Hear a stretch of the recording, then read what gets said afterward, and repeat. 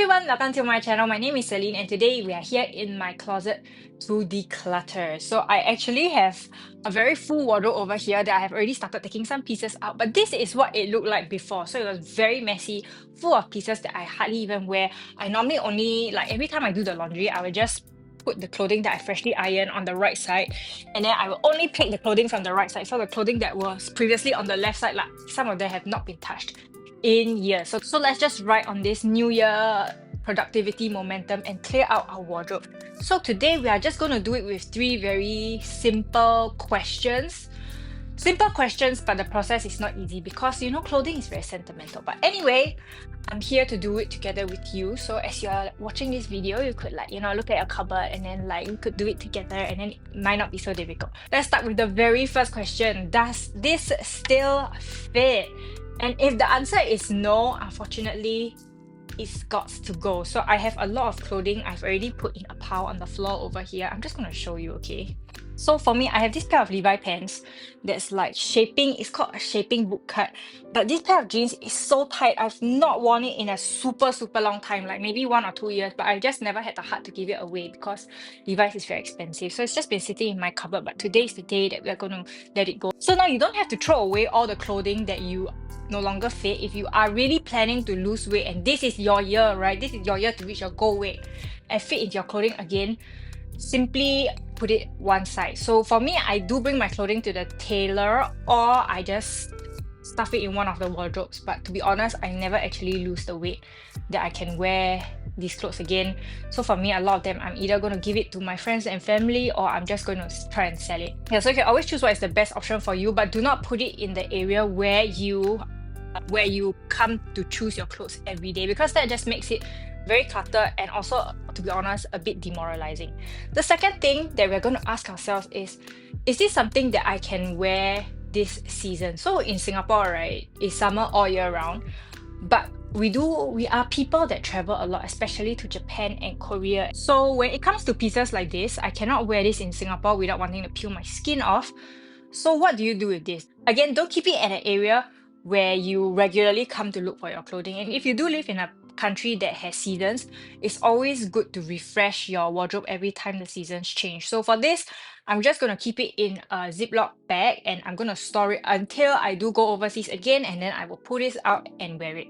And now the last very simple question to ask is, have I worn this piece in the last 1 to 2 years? And I think that's a very good indicator to tell you whether or not you actually like the piece, because we're generally drawn to pieces that make us feel comfortable and make us feel good. So for the pieces that you have not touched in a long time, there's probably a very good reason why, and it's simply because it's uncomfortable, number one, or it doesn't fit you well.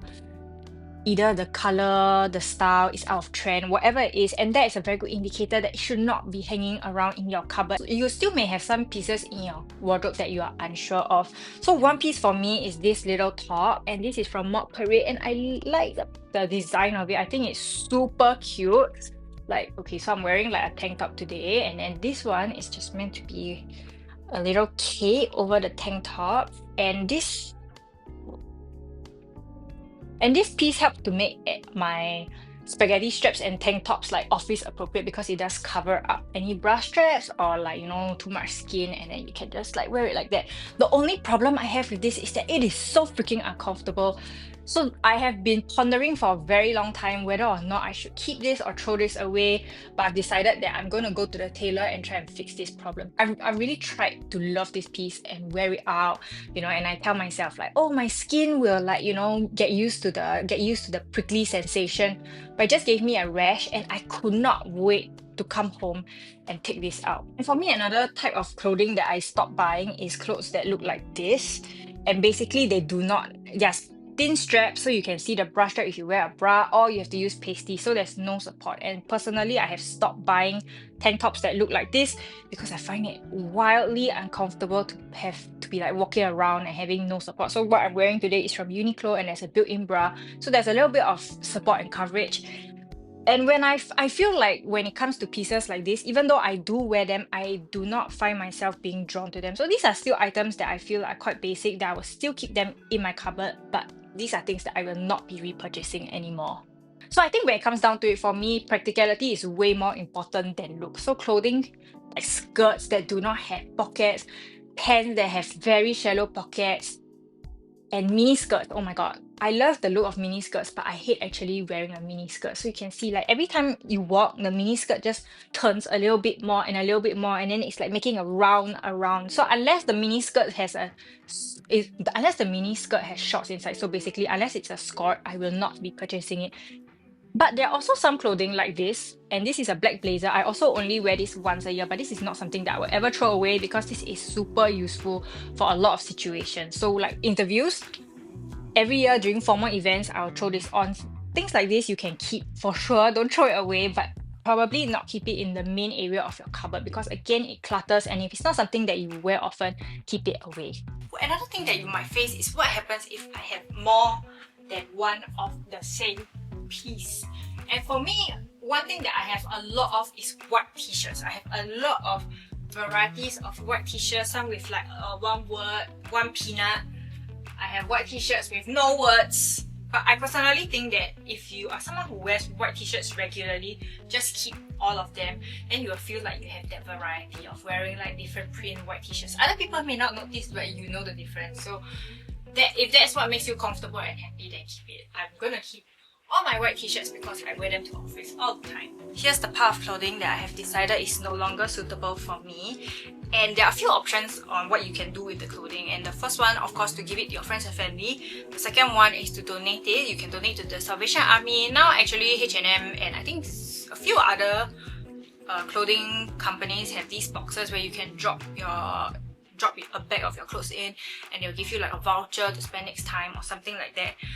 And there's also this one that I just discovered. Okay, I didn't know that Refresh is actually a second-hand clothing shop because I don't really go there. But then you can actually sell your clothing even though you will not get back a lot. It's like 5 cents to up to like 50 cents per piece if I'm not wrong.